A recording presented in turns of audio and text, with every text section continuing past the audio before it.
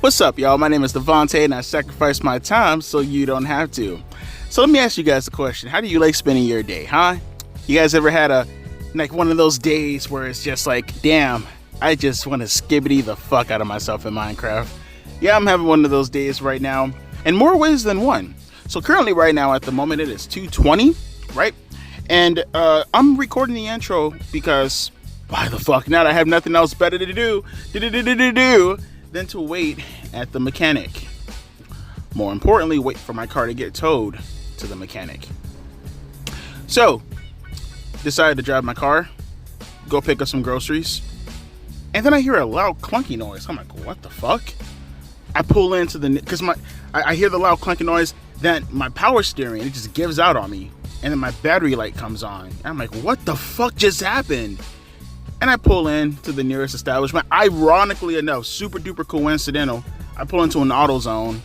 I lift up the hood to see what the fuck is going on, and I see a belt, and the belt is dangling. And I'm saying, I'm not a mechanic, but I'm pretty sure that belt isn't supposed to be dangling off.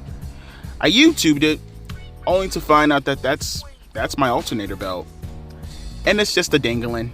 And I'm like, oh, okay, I should probably turn off my car right about now, because this isn't gonna be good. This is terrible right now. And luckily I only had my car on for about a good 3 or 4 minutes before I YouTube this thing, because if I had it on any longer, apparently I can blow my gasket out, I can fuck up my entire battery, and yeah, luckily I turned off my car right when I needed to turn off my car. My engine is still fine according to the people on AutoZone.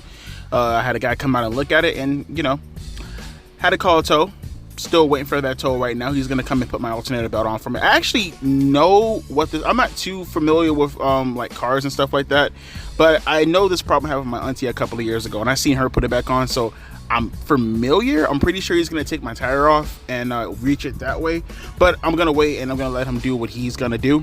But in the process of waiting for him, I'm sitting in the parking lot playing video games on my phone, waiting for the tow guy to get here, right?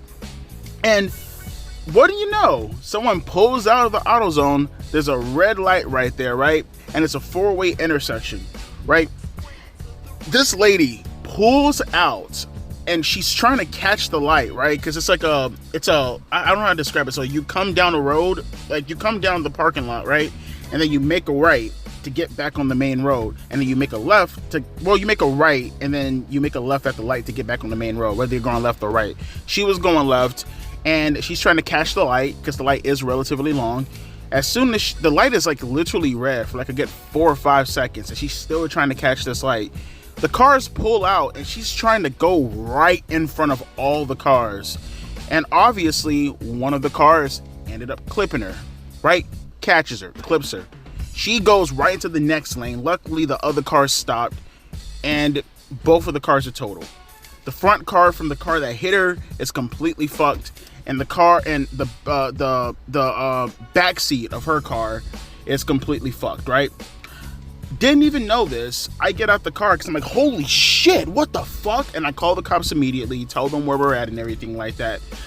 I see a baby in the back seat of the car, and I see this I can't even use the words because I don't want to get anything happening to me on YouTube. I won't say the lady's name because I don't know the lady like that, obviously, nor does it matter. But I see this ridiculous lady get out of the car, and she starts to curse out the people who have the right of way because they drove on a green light, and she knew what she was trying to do.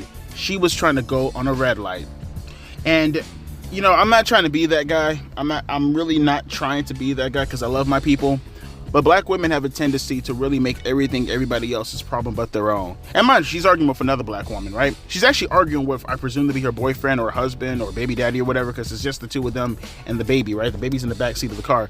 Luckily, it caught the front, so nothing happened to the baby. But the guy, his arm is just covered in blood. I guess glass got in his arm or something along the lines of that. I don't know what happened. And the lady right next to him, I presume his significant other or whatever, she's like holding her head, but she has her baby in her arm holding her head, and the lady's cussing them out while she's holding the baby and holding her head and while he's bleeding. And I'm looking at her, and I'm looking at them, I'm like, hey, do you guys want to wait for an ambulance or whatever? And the lady's just like, no, but if but I wouldn't be in this and that. And I'm looking at her, I'm like, ma'am, I'm not I mean, with all due respect, I witnessed everything.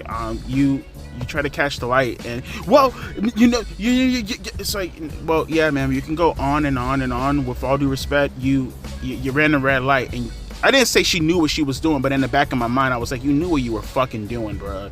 I'm like, you ran the red light. They were trying to come. All the cars went right next to you, and you got clipped. And she's like, everybody's trying to take up air. This always has to happen to me. And she starts talking to herself and rambling, and she's crying. I'm looking, I'm like, bro, take some fucking accountability. These people could have died because of your dumb ass. You could have died because of your dumb ass. And it's like, bro, there's a baby right there. The baby's crying and everything like that. I'm like, bro, like, you're sitting here, you're worried about yourself when this is all happening right here. And I swear to God, had it not been for the fact that her back wheel was completely fucked, I think she would have tried to take off. I honest to God think she would have tried to take off had it not been for that. Luckily, though, the police came and they talked it out. And this is a fun day. This is just a fun day. Between my alternator belt, between damn near witnessing a fucking crime scene, going to work, and not being scheduled to work today, wasting gas money. This has just been a fun fucking day. So hopefully around 7:30ish, 8 o'clock, I will be back home and I'll be reviewing Smackdown. Hopefully.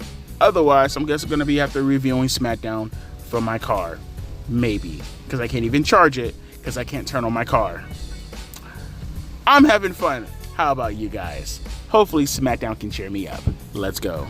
Holy fuck, that promo was so goddamn cringe from Grayson Waller and Austin Theory. But that's okay. I want to look past that. Yo, this fucking crowd. What the hell did they eat? What the fuck got into their system? Yo, keep that same energy for Backlash tomorrow. Hey, any of my French people in the audience, go around town and tell everybody to keep that same motherfucking energy for tomorrow, man. Coming from your boy right here, deep down south in America, the best country in the world. Suck it! But this tag team match, you know, I'll put it to you this way. That's just the greatness and the effectiveness of a really, really solid ass crowd, bro. Because in reality, was this match really all that? No, not really. Although I did dig that double team move from Bianca Belair and Jade Cargill, you know, like the little fucking Dominators moonsault combination that they did. That was actually pretty fucking cool. And there was a little bit of a story being told with Bayley and, you know, Bianca Belair. You know, can they coexist? I dug the little storytelling. I see you. Now, I will have one slight criticism that does kind of bug me a little tiny bit. Just touched on it. You know, I noticed there's a lot of people talking on the internet about Bayley not really getting her just due. Her being the women's champion, yet being the second afterthought to everybody else in the company, including the women within themselves. And there's nothing more, how can I put this? How do you push that while saying at the same time, no, Devontae, I absolutely don't believe you when you say that Bayley is an afterthought compared to every other champion, no matter what WWE does. I'll give you Exhibit A. Why couldn't she have got the pinfall? Last time I checked, Bayley was the women's champion, right? Why couldn't have Bayley gotten the pinfall? Why did it have to be Bianca Belair? And I know some people are going to probably be like, Devontae, is it really that big of a deal? Yes, it's that big of a deal, nigga. Fuck you mean? No, I'm joking. I'm really, really energized right now. I'm trying to match the audience. I'm trying to match the energy from the crowd, bro. But no, real talk, that is kind of a big deal, a little tiny bit, right? Optically, you want to have your women's champion be the one to, you know, get the pinfall because she is the number one person within your division who happens to be in the match. Now, it'd be one thing if Bianca Belair was going to have a match with Bayley, then I say that's perfectly fine. But considering that she's about to face the tag team champions along with fucking Storm over here, like, wouldn't it probably make sense to have Bayley be the one to get the pinfall?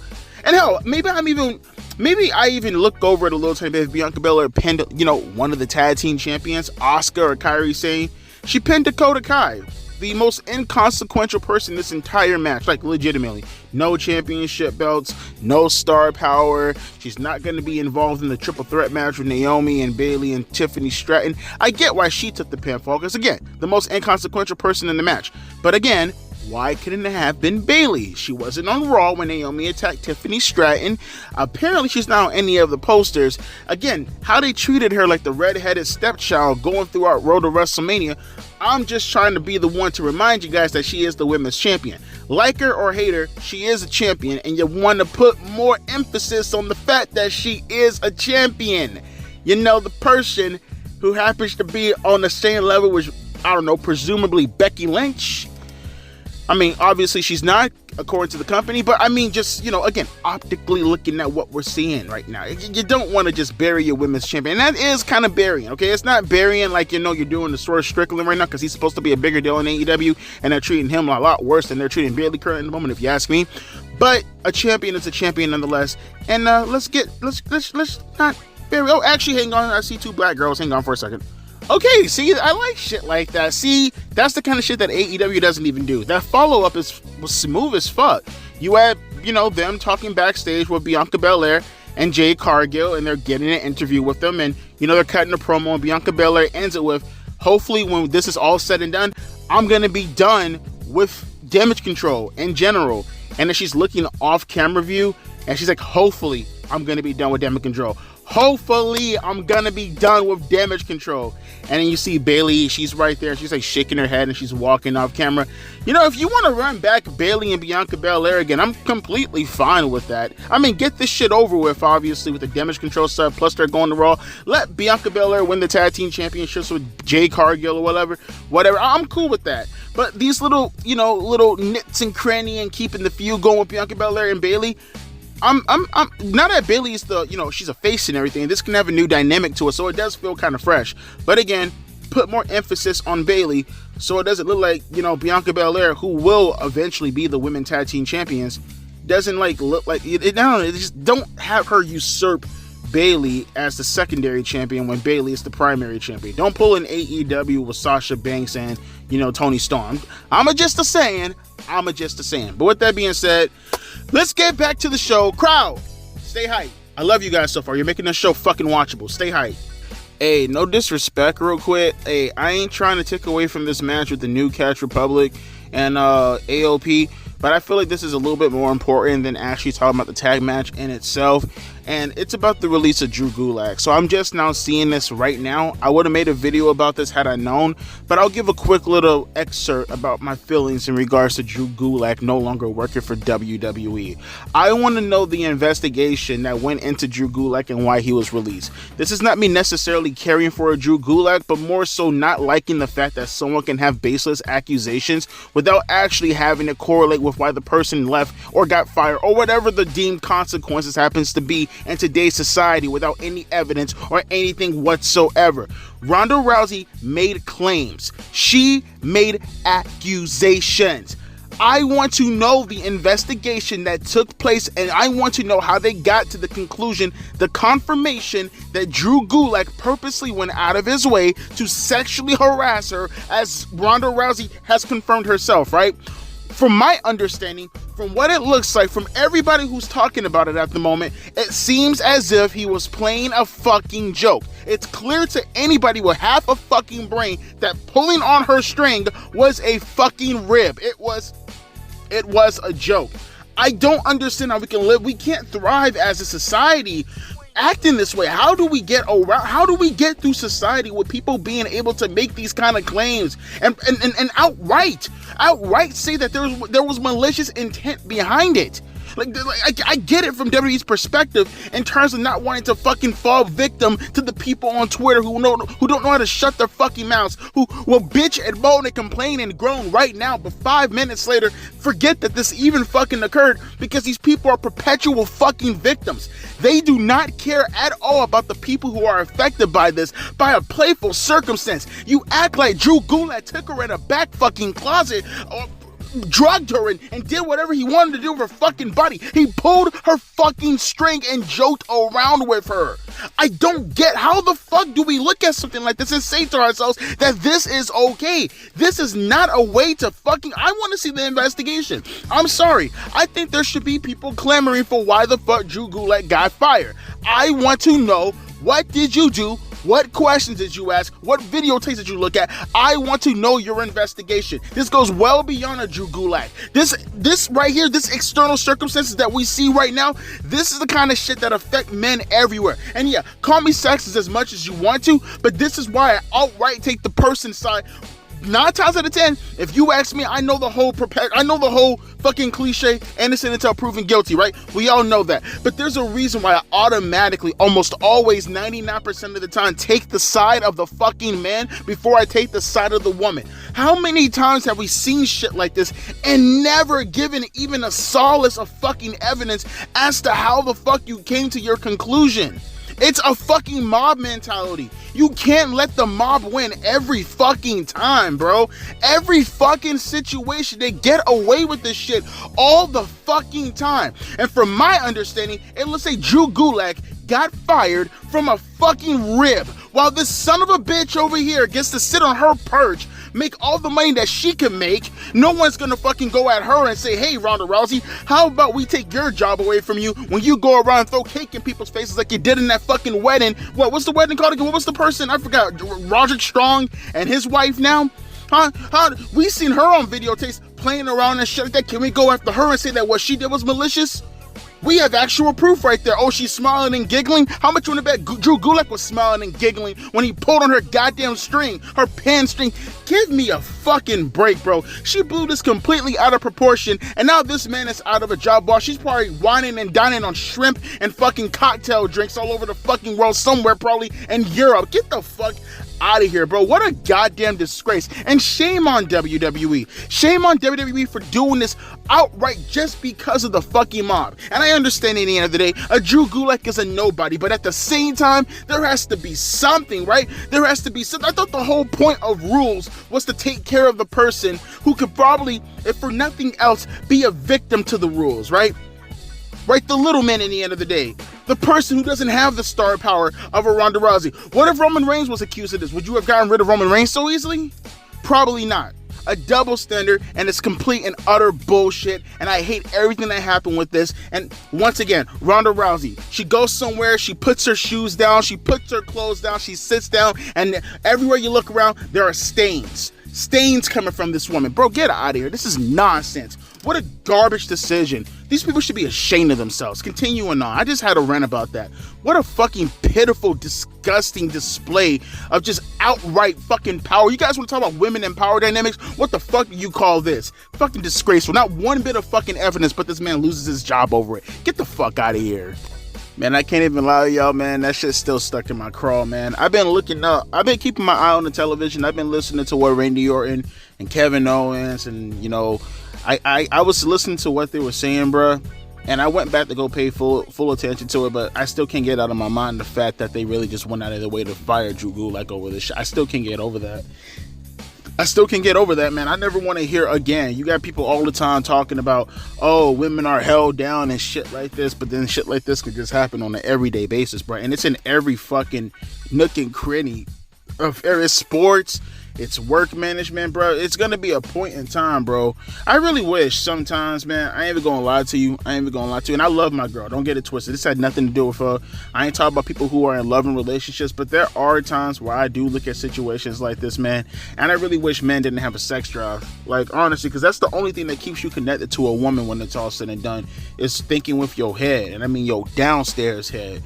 I wish that there was a way where men didn't really have sex drive. Like, I wish every man, for the most part, only procreated for the sake of procreation. You know what I mean? Like, there was no sex drive within us. There's no what's the word I'm looking for at the moment? Lust. I wish there was no lust within us. I just really, man, I swear. But let me get back to SmackDown though, man.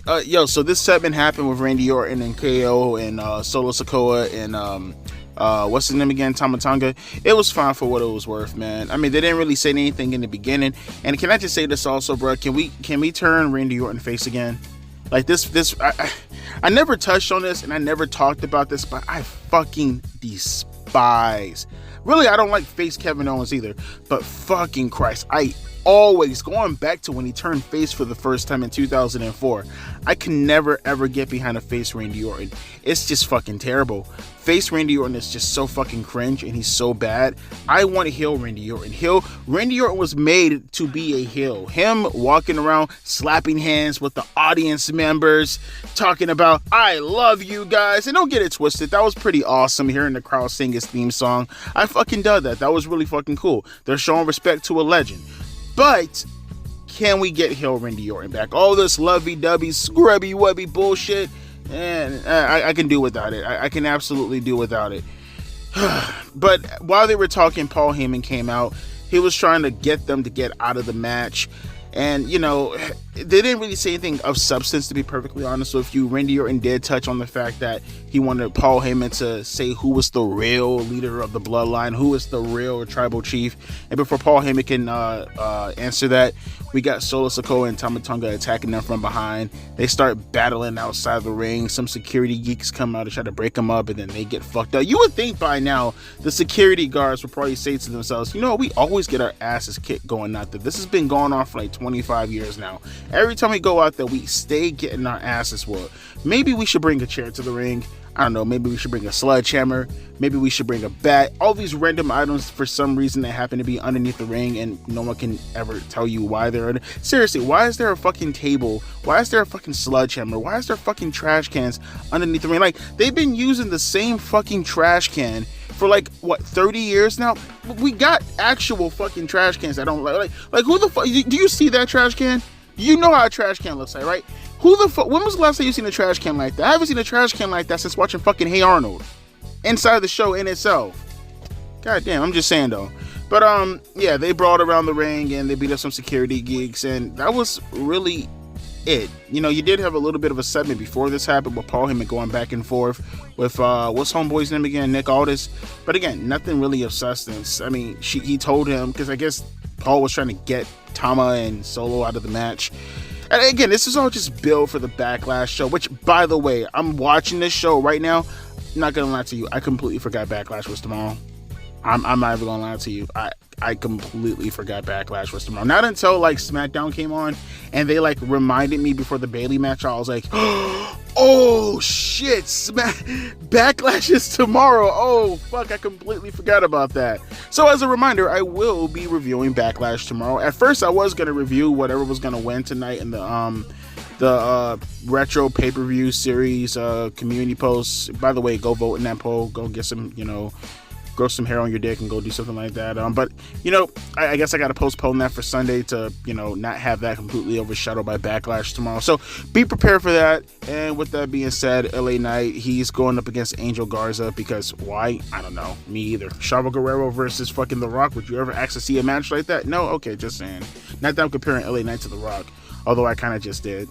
Are you mad? I don't care. Suck a dick. Let's continue. Alright, not bad. That was pretty good. Hey, yo, actually, let me go back to a little bit earlier tonight before I talk about this whole stuff with Carlito and Dragon Lee and the LA Knight match. I forgot to mention earlier on, what's his name? Carmelo Hayes. He introduced himself again to the audience, to the crowd, kind of reminding them who he was as far as him being the first round draft pick in that terrible fucking draft last week. And while he was actually talking to Nick Aldis, he was walking out or getting ready to walk out before Bobby Lashley. You know where my mind's at right now. Bobby Lee's a funny comedian, okay? He's my favorite Asian persuasion. But he was stopped by Bobby Lashley, who was pretty much kind of introducing himself also to Carmelo Hayes. You know, telling him, hey man, you know, you probably should stick around with me because, you know, you're not really you lost to Cody Rhodes, brother. You know, you're not really making good strides in here. And then, you know, Carmelo Hayes had a slick mouth, got beside himself. He's like, when was the last time you took your shot, Bobby Lashley? And Bobby Lashley told me, hey, watch your mouth, punk. Got you by 20 years. I'm old enough to be your daddy. That's a shoot, by the way. I mean, it doesn't look like that because Bobby Lashley ages like R-Truth, who ages like Jesus. But, I mean, just overall, I'm just saying, you know, like, what the hell? And by the way, that's not blasphemy. Read a fucking Bible. But with that being said, though, cool segment, but kind of going back a little bit forward, I feel like I should talk about that before the Street Profits have their tag team title match that they're clearly going to lose. We had this match with LA Knight and, as I mentioned before, Chavo Guerrero. And, you know, I thought the match was fine. You know, he was wetting him up, bro. I swear to God, this dude was wetting him up that's how you get kicked off of YouTube. But he won the match. It was really pointless. It was just a match just to set up him saying that he was going to be in the King of the Ring. And by the way, bro, I said this once and I'll say it again.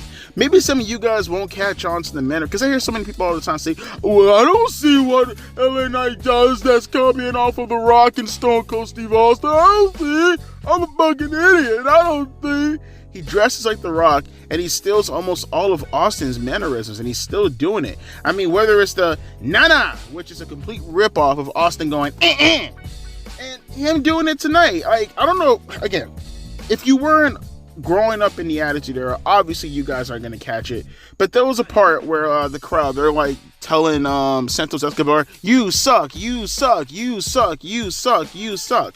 Well, back in the days, you know, when we actually had potty mouths, the crowd used to go, asshole, asshole, asshole. You know, you remember that. You probably heard it yourselves, right? And usually when Austin was the guy in the ring and they were saying asshole to someone, whether it was like the corporation or Vince himself or The Rock or whatever, Austin will, like, you know, say for an example, there's 14,000 fans in the arena. He'll be like, I don't know if your ears are clear or your hearing is good, but you got about 14,000 screaming fans calling you an asshole, right? Fucking LA Knight just outright ripped that off. He's like, I don't know if your hearing is good, but you got a bunch of people here in France saying you suck. And I'm like, LA Knight, come on, bro. Have some fucking dignity. Have some pride, bro. Like, I like LA Knight, but all he does is just rip off their shit, man. Come on, bro. Have a little bit of goddamn pride. It's okay to be influenced by Austin and Rock, but fuck me, bro. You just outright steal their shit, and it's crazy because no one's ever gonna really call him out as far as directly taking, because he'll say something like, oh, people compare me to these guys, but I'm nothing like these. Yes, you are. Just no one's gonna call you out on it, because a bunch of these fans who are watching you nowadays were probably they were probably a tear in their dad's eye back when you were stealing fucking Austin stuff and reciting it back in the fucking mirror somewhere in your broken down goddamn hotel you want to call your fucking home.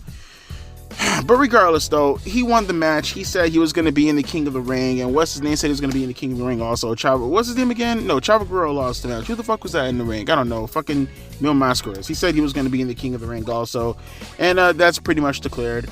And then backstage we had Carlito. He was talking. He was like, kind of reverting back to his old school Carlito days, which is actually pretty cool. His cadence, I mean, how he talks. Again, you guys wouldn't know that because, once again, you guys are probably shit stains. I mean, your mom, it took your mom 9 months to take a shit, and, you know, that became you. But, regardless, Carlito, he reverts back to his old apple eating days, although he had no apple in his hand. He was like, I was in the family this entire time. And I've been gone from WWE for so long, and all I wanted was a WrestleMania moment. And you're gonna let Dragon Lee take my place? That should have been me. And, you know, you let this guy who was in the family for 5 minutes take my spot? Which, by the way, I mean, logically, he is kind of right. I mean, you just let a guy come inside the fucking stable and just, you know, usurp his fucking position. I mean, to be honest with you, Carlito has every right to be mad, but it's professional wrestling, and, you know, for some reason, they always give, like, the logical reasoning to the heels, which is so stupid, because you give logic and reasoning to heels, you give people a reason to want to cheer them, because that's how you make them sympathetic characters. But apparently, you know, we are in 2024 and heels are baby faces and baby faces are heels. We're completely degenerate as a nation. But I digress, though.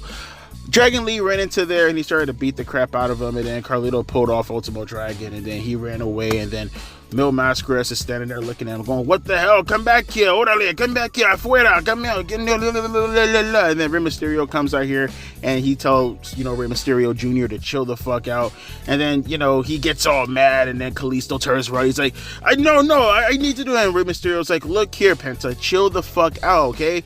God damn, bro, you're getting all antsy and shit. I didn't tell you to go attacking Rey Fenix. And then, you know, he turns around. He's like, why are you calling me every Spanish name in the word? But God damn it, I'm just like, you know, all right, that's just me being racist. All right, with that being said, let's continue on with the show. We got Street Profits versus Grayson Waller and what's his name again?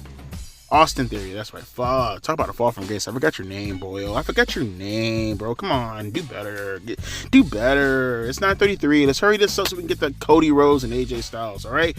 Let's go! Man, what the fuck made them change AJ Styles' theme song to this shit? Oh, god damn. Holy hell, bro. I miss his They Don't Want None theme. This music, his theme song right now is so fucking awful. Holy shit. But we had, oh, by the way, can I say this also before I talk about the tag team match? We did have a bit of a match card. I like the match card graphics. They're now starting to do this more often again. I feel like they just started doing this again around WrestleMania. Maybe they did it earlier, but I don't know. I always got like a bit of a sentimental thing with them because back in the days growing up in wrestling, they used to always do that. Goddamn, hiccups. They used to always do that. The crowd. Fuck! God! Okay, start over. Sorry. Let's start over again. They used to always do the little fucking match card graphic shit growing up. So I kind of do miss the fact that they're, doing it. Now they're doing it again. Now I'm happy and they're going through the Backlash card. Actually, let me go over the Backlash card quick myself. Hang on for a second. I feel like, I'm not going to do my due diligence correctly unless I go over the Backlash card with you guys. Because in reality, it doesn't look as bad as I thought it was. For some reason, considering that I actually forgot that the show was going to come on, this card doesn't look nearly as bad as you would think it is. Here, check it out. So what we got for Backlash is Randy Orton and Kevin Owens taking on the Bloodline, Solo Sikoa and Tama Tonga, right? I'm assuming that's when Jacob Fatu is going to interfere in the match. We got the Kabuki Warriors versus Bianca Belair and Jay Cargill for the Women's Tag Team Championships, which obviously that's going to probably have a highlight because Bianca and Jay are totally one of those tag team belts. We got Bayley, Naomi, and Tiffany Stratton in a triple threat match. I will hope that something's going to happen within the match as far as someone challenging Bayley. Maybe someone might turn on Bayley. Who knows? I know, who knows? Hopefully we get something coming out of that match. Probably not, but cross your fingers. Damian Priest versus Jey Uso. I just want to hear the crowd go yeet. This crowd tonight is hyped as fuck. I can only imagine how they're going to be when reacting to Jey Uso's match tomorrow night. And then we got the main event with Cody Rhodes versus AJ Styles for the Undisputed Championship. I don't know if they're going to add more matches on the card. I mean, I'm okay with how it looks like. These are just 5. So this looks like an NXT card with the way it's set up. I don't know if they're going to add another match to the card, but I'm perfectly fine with just 5 matches. That's solid. I'm good. Get the fuck in, get the fuck out. Hopefully the show is around 2.5 hours, but it might go 3 hours. But again, that's probably the only bad thing I hate about these cards. Cause it's 5 matches, so it's it being 3 hours, that tells me that each match is probably going to get 30 minutes, or maybe one match might get 5 minutes and the other match might get 45 minutes, which I guess in hindsight, I can't say I have a problem with that, because at least it's happening on pay-per-view. Something like fucking AEW, they would just throw those shit randomly on the goddamn show and it has no meaning to it whatsoever, right? So, it's actually a decent looking card. I actually don't mind it. I mean, people were kind of talking crap about Backlash and shit like that from what I was seeing on social media, but I actually don't mind the card all too much. It actually looks pretty solid, pretty tight, if you will. And then we had this match with the Street Profits versus Austin Theory and Grayson Waller, and really, who cares about the match except for one spot? That fucking pounce from fucking Angelo Dawkins to Austin Theory, that's gonna be a fucking highlight package these years to come. That boy pounced he pounced that man to heaven, and then he crashed into hell. That was a dope ass spot. That was a fucking lit ass spot. See, it's the simpler things in life. No one wants to see a fucking shooting star press botch into a 450 power driver into thumbnail straight out of your asshole. A simple pouncing someone up into the hemisphere. Yeah, hemisphere, atmosphere, classisphere, stratosphere. Stratosphere? I had to be inside stratosphere. It was a solid spot. But the rest of the match, who cares? Austin Theory and Grayson Waller retained their tag team belts, and that's really all you need to know, and that's all we really need to talk about in regards to the match. So with that being said, we have AJ Styles and Cody Rhodes, their final embark on their promo going into Backlash. They got about 10 minutes to give me some words to sell me on this match, because I am absolutely not sold on this match. Solid card, but again, not really sold on this, but they can switch me up. They can make me a fan. Okay, Cody Rhodes is coming out to the ring right now. Hopefully it doesn't take too fucking long, because again, we only have 10 minutes for a promo to go through. So get the fuck in and get the fuck out, and we'll talk about this on the other end of this excerpt. I botched this entire excerpt, didn't I? So who cares, bro? You love me anyways, bitch ass niggas. Let's continue. Okay, so I will say this. Take it for what you want to take it. I actually did get somewhat hyped up for Backlash looking at that closing segment. That actually makes me say to myself, wow, okay, you know what? I'm actually very curious as to how Backlash is going to turn out. That closing segment did wonders to make me want to watch Backlash tomorrow. The only problem is, it wasn't the closing segment that you think I'm talking about. I'm talking about what Randy Orton and what Kevin Owens and what Solo Sikoa and what Tama Tonga were doing backstage before the copyright showed up. them brawling backstage, beating the crap out of each other, even if it only shown on television for like 30 seconds. That's enough right there to get you encouraged to want to see what the fuck is going to occur for $5 on the Peacock Network. What didn't do that job, however, was Cody Rhodes and AJ Styles. What a boring ass promo. Holy shit. Talk about the lack of fucking heat in this match. Oh my god, they did nothing last week to compel me to want to watch their fucking match, and they did nothing tonight to make me want to watch their match. Now, granted, obviously they're going to have a kick-ass match tomorrow. It's Cody Rhodes and AJ Styles. I expect no less. But no different than how I judge AEW, I'm going to judge WWE exactly the same. Throughout the night, not one time, maybe twice. No, I take that back. I'm sorry. Maybe one time we got a reminder that AJ Styles and Cody Rhodes, we're going to actually have a promo tonight, right? No hype-up video package to get us engaged with it. You know, you could have probably took off that LA Knight shit and had them cut a backstage promo to announce stuff in the King of the Ring, and Legado del Fantasma could have interrupted this segment, and we could have got the fuck in and got the fuck out in less than 30 seconds to a minute, and you could have gave all that time from that match and spliced in some video packages of Cody Rhodes and AJ Styles to get us hyped up to want to see this promo tonight, to get us ready for Backlash. None of that shit occurred, and I give the same criticism to AEW, and damn sure WWE is going to get the smoke just as well. They did a piss poor job getting us ready for both championship matches, to be perfectly honest with you. I feel like the Jey Uso and Damian Priest match has a little bit more stock inside it compared to the Cody and AJ Styles match, but we're talking about piss versus fucking shit, alright? These two builds for this show are absolutely garbaggio to the fucking max. They go out to the ring and I say to myself, okay, you guys did a piss poor, horrible job getting me riled up and ready for your match coming up at Backlash. Make this right here a statement. Here's your final chance to take an F to a C, because it ain't gonna be an A, because an A will require you to build up throughout the past couple of weeks. Give me a reason to want to watch you wrestle. And what do? AJ Styles goes out there, I don't need you sticking your nose up my ass and pulling it out and actually being the skin color that you want to be the entire time. I want you to understand that I am not an old timer. I still got it. I'm from Georgia. You're from Georgia. I'm also from New Japan and you're from New Japan.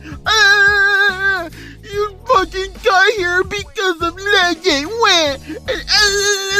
I got you because I would pay myself. Oh, pay myself. Like, good Lord, AJ, I get you're a heel, but my God, you whiny little bitch. Oh my God. And then Cody Rhodes retorting back with the boring Cody Rhodes promo. Let me talk really fast. And suddenly I will slow down and I will enunciate my words while putting you over, because that's what I do. I copied off of John Cena, and I'm making it a point to let you know that I copied off of John Cena with the enunciation of my verbiage. And when we go into Backlash tomorrow, AJ, you are the phenomenal one, but you will also be the one who goes down to me, Cody Rhodes. Did I do a good job, right? Is that a good, proper parody of a Cody Rhodes promo? I think I did a pretty good job, right? And then afterwards, AJ Styles, he puts up the 2 sweet fingers, and then Cody Rhodes like, I'm too sweet too. We're 2 sweet pals, right? Let's put our fingers together. No, that didn't happen. AJ bitch slapped him. Rightfully so, because Cody Rhodes, you were boring as shit on me with your promo, and we needed some spice to this. Okay, this is all just straight, blatant, fucking non-seasoned chicken. We don't have no spices, no salt, no pepper, nothing, no garlic pepper, no garlic salt, none of that good old-fashioned jerk chicken seasoning, none of that stuff. Man, we can't even get ourselves some Gorda. What's the fucking little Spanish shit called again? Gordo season, whatever the fuck it's called. My point being this shit is blander than a motherfucker, okay? And to be perfectly honest with you, seeing all the stuff happening with Randy Orton backstage, reminding myself why I want to see him turn heel, and seeing this with Cody and AJ Styles was totally tells me that they have literally no chemistry whatsoever when it comes to building up a feud. It just reminds me that Cody and Randy happen to be on the same brand, and I'm kind of ready to get to them already. Am I the only one? I can't be the only one, right? Can we get to Randy and Cody already? I really want to get to Randy and Cody Rhodes. Can we get to that fucking match and prepare ourselves already for the awesomeness that's going to be within those two? Because there's no going around saying, you had a spoon, you got a spoon stuck in your mouth, and when you put the spoon in your mouth, it was somebody else holding the spoon, and they fed you. That's what I mean, because you're spoon fed. None of that shit, right? No. Why? Because Randy Orton is a 3rd generation superstar. So obviously there's no spoon fed. No, none of that stuff. It's going to be based off the merit, right? It's going to be based off their past. It's going to be actual history. Can we get to Randy and Cody already? I'm done with this baby and bullshit, this baby bullshit logic nonsense with all the other wrestlers having to be the complacency to get us to Randy and Cody. No, fuck all that. Let's get to Randy and Cody already, all right? Let's get these 2 matches out the way, and let's get directly to Randy and Cody. Devontae, don't you want to see AJ Styles and Cody Rhodes running back? Fuck no! All right, they're going to have their 1 match at Backlash. That's all I need. They want to run it back again, have a television match somewhere down the line on Smackdown. As far as the program is considered, I want to see Randy as a heel, and I want to see Cody Rhodes getting ready to battle him as a face. Let's get to that. That's where the money is right now at the moment. Let's build to that, have a couple of matches, go into SummerSlam, give me a gimmick match between the 2. I'm done with the bullshit in regards to Cody Rhodes and everybody else. Cody and Randy, that's where we need to get to right now. That's the destination. That's in my point of view right now. I am fucking looking directly at the road and I'm focused. I'm drunk as fuck, staring at the road, and goddamn it, I need to get to my destination, because the minute I swerve off this road even an inch, a police officer is going to be behind me. He's going to notice that I'm black, and he's going to hold me accountable because of my skin color. Did I do that right also to BLM fans? Am I good? Am I now black again? I don't know. That's usually how that works, right? But let me know your thoughts down in the comment section below. Oh, Devontae, you're being way too harsh on this.